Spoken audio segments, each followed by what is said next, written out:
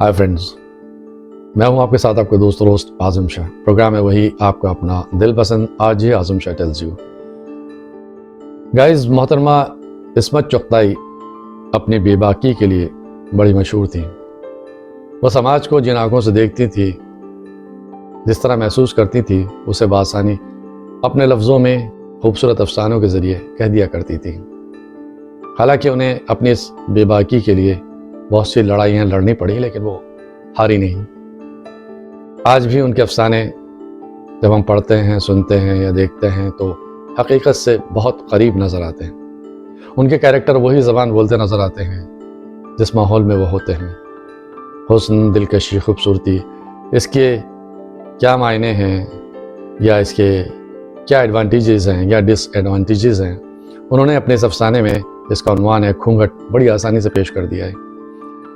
आइए सुनते हैं उनका ये लिखा खूबसूरत अफसाना जिसका उन्वान है घूंघट, और उनके एहसासात को महसूस करते हैं। समाअत फरमाइए। सफ़ेद चांदनी के बिछे तख्त पर बगले के परों से ज़्यादा सफ़ेद बालों वाली दादी बिल्कुल संगे मरमर का भद्दा सा ढेर मालूम होती थीं, जैसे उनके जिस्म में खून की एक बूंद भी ना हो। उनकी हल्की सुरमई आँखों की पुतलियों तक पर सफ़ेदी रेंग आई थी, और जब वो अपनी बेनूर आंखें खोलती तो ऐसा मालूम होता सब रोज़न बंद हैं, खिड़कियां दबीज पर्दों के पीछे सहमे छुपी बैठी हैं। उन्हें देखकर आंखें चौंधियाने लगती थीं, जैसे इर्द गिर्द पिसी हुई चांदी का गुबार मुअल्लक हो, सफ़ेद चिंगारियाँ सी फूट रही हों। उनके चेहरे पर पाकीज़गी और दोशीज़गी का नूर था। 80 बरस की इस कुंवारी को कभी किसी मर्द ने हाथ नहीं लगाया था। जब वो 13-14 बरस की थी तो बिल्कुल फूलों का गुच्छा लगती थी। कमर से नीचे झूलते हुए सुनहरी बाल और मैदा शहाब रंगत। शबाब ज़माने की गर्दिश ने चूस लिया, सिर्फ मैदा रह गया है। उनके हुस्न का ऐसा शोहरा था कि अम्मा बाबा की नींदें हराम हो गई थीं। डरते थे कि कहीं उन्हें जिन्नात ना उड़ा के ले जाएं, क्योंकि वो इस धरती की मखलूक नहीं लगती थीं। फिर उनकी मंगनी हमारी अम्मा के मामू से हो गई। जितने दुल्हन गोरी थी उतने ही दुल्हा मियाँ सिया भट्ट थे।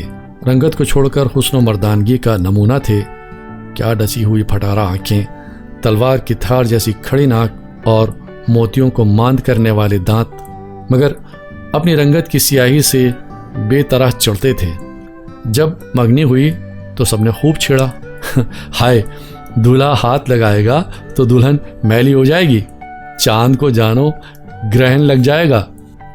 काले मियाँ उस वक्त 17 बरस के खुदसर बिगड़े दिल बछड़े थे। उन पर दुल्हन के हुस्न की कुछ ऐसी हैबत तारी हुई कि रात ही रात जोधपुर अपने नाना के यहाँ भाग गए। दबी जबान से अपने हम उम्रों से कहा, मैं शादी नहीं करूँगा। ये वो ज़माना था जब चूं चना करने वालों को जूते से दुरुस्त कर लिया जाता था। एक दफ़ा मंगनी हो जाए तो फिर तोड़ने की मजाल नहीं थी। नाकें कट जाने का खदशा होता था। और फिर दुल्हन में ऐब क्या था? यही कि वो बेइंतहा हसीन थी। दुनिया हुस्न की दीवानी है और आप हुस्न से नाला। भाई, बदमजाकी की हद है। वो मगरूर है। दबी ज़बान से कहा, कैसे मालूम हुआ जबकि कोई सबूत नहीं? मगर हुस्न ज़ाहिर है मगरूर होता है, और काले मियाँ किसी का गुरूर झेल जाएं, ये नामुमकिन। नाक पर मक्खी बिठाने के रवादार न थे। बहुत समझाया कि मियाँ वो तुम्हारे निकाह में आने के बाद तुम्हारी मिल्कियत होगी, तुम्हारे हुक्म से दिन को रात और रात को दिन कहेगी, जिधर बिठाओगे बैठेगी, उठाओगे उठेगी। कुछ जूते भी पड़े और आखिरकार काले मियाँ को पकड़कर बुलाया गया और शादी कर दी गई। डोमनियों ने गीत गा दिया, कुछ गोरी दुल्हन और काले दूल्हा का। इस पर काले मियाँ फनफना उठे। ऊपर से किसी ने चुभता हुआ एक सेहरा पढ़ दिया। फिर तो बिल्कुल ही अलिफ हो गए, मगर किसी ने उनके तुनतने को संजीदगी से न लिया। मजाक ही समझते रहे और छेड़ते रहे। दूल्हा मियाँ शमशीर बरहाना बने। जब दुल्हन के कमरे में पहुँचे तो लाल लाल चमकदार फूलों में उलझी सुलझी दुल्हन देखकर पसीने छूट गए। उसके सफ़ेद रेशमी हाथ देखकर खून सवार हो गया। جی چاہا کہ اپنی سیاہی اس سفیدی میں ایسے کھونٹ ڈالیں کہ امتیاز ہی ختم ہو جائے۔ کانپتے ہاتھوں سے گھونگھٹ اٹھانے لگے تو دلہن بالکل اوندھی ہو گئی۔ اچھا تم خود ہی گھونگھٹ اٹھا دو۔ دلہن اور نیچے جھک گئی۔ ہم کہتے ہیں گھونگھٹ اٹھاؤ، ٹپٹ کر بولے۔ دلہن بالکل گیند بن گئی۔ اچھا جی، اتنا غرور؟ دلہا نے جوتے اتار کر بغل میں دبائے اور پائیں باغ والی کھڑکی سے کود کر سیدھے اسٹیشن، پھر جودھ پور۔ اس زمانے میں طلاق ولاق کا فیشن نہیں چلا تھا، شادی ہو جاتی تھی تو بس ہو ہی جاتی تھی۔ کالے میاں 7 برس گھر سے غائب رہے۔ دلہن سسرال اور میکے کے درمیان معلق رہیں، ماں کو روپیہ پیسہ بھیجتے رہے۔ گھر کی عورتوں کو پتا تھا کہ دلہن انچھوئی رہ گئی۔ ہوتے ہوتے مردوں تک بات پہنچی۔ کالی میاں سے پوچھ گچھ کی گئی۔ وہ مغرور ہے۔ بھئی کیسے معلوم ہوا؟ ہم نے کہا گھونگھٹ اٹھاؤ، نہیں سنا؟ عجیب گاؤدی ہو اما، کہیں دلہن خود گھونگھٹ اٹھاتی ہے؟ تم نے اٹھایا ہوتا؟ ہرگز نہیں۔ میں نے قسم کھائی ہے وہ خود گھونگھٹ نہیں اٹھائے گی تو چولہے میں جائے۔ اما عجب نامرد ہو، دلہن سے گھونگھٹ اٹھانے کو کہتے ہو، پھر کہو گے وہ آگے بھی پیش قدمی کرے۔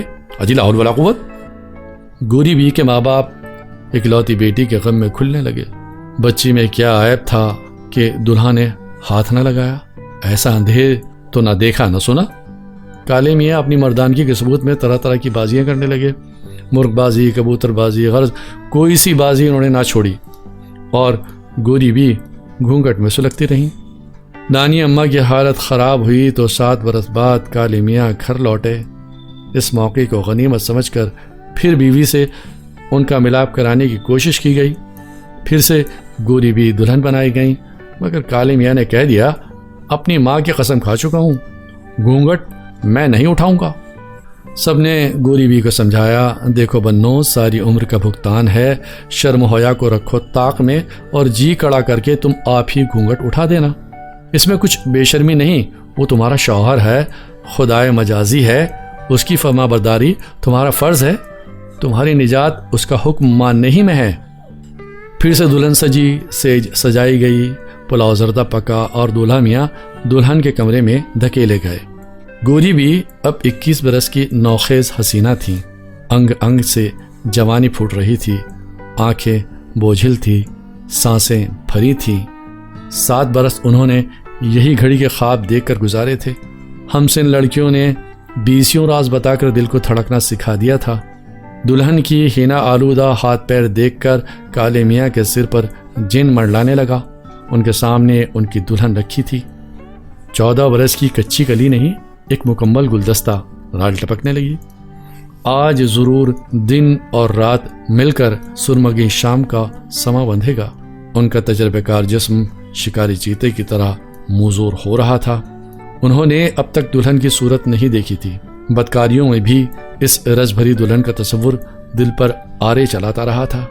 گھونگھٹ اٹھاؤ، انہوں نے لرزتی ہوئی آواز میں حکم دیا۔ دلہن کی چھنگلی بھی نہ ہلی۔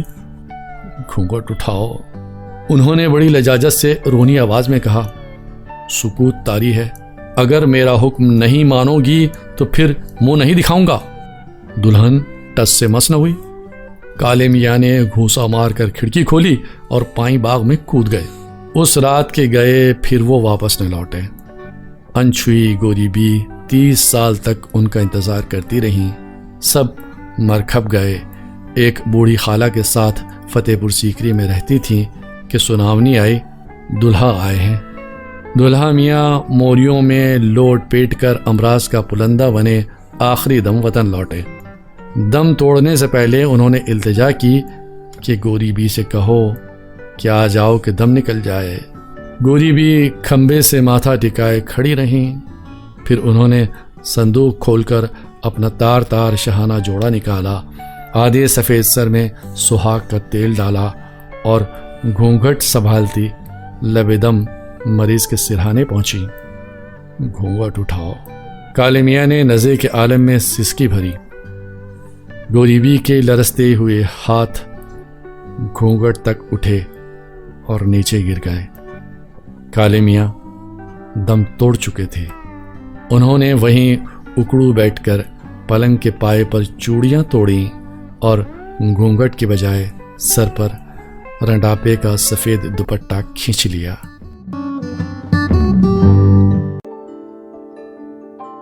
घूंघट। अभी आपने मोहतरमा इस्मत चुगताई के लिए खूबसूरत अफसाना सुना और इसमें हुस्न की दिलकशी और बेबसी को महसूस किया। गाइज, इसी तरह के अफसाने और शॉर्ट स्टोरीज़ ढूंढने में मुझे आपके लिए काफ़ी मेहनत करनी पड़ती है, तो इसलिए मेरा दिल चाहता है कि कम से कम आप इसको लाइक करें, कमेंट करें, और नए फ्रेंड्स जो पहली दफ़ा इन अफसानों को सुन रहे हैं वो चैनल को ज़रूर सब्सक्राइब करें। एक और कहानी के साथ, एक और शॉर्ट स्टोरी के साथ मैं फिर आऊँगा। तब तक के लिए अपने दोस्त होस्ट आज़म शाह को दीजिए इजाज़त। अल्लाह हाफ़िज़।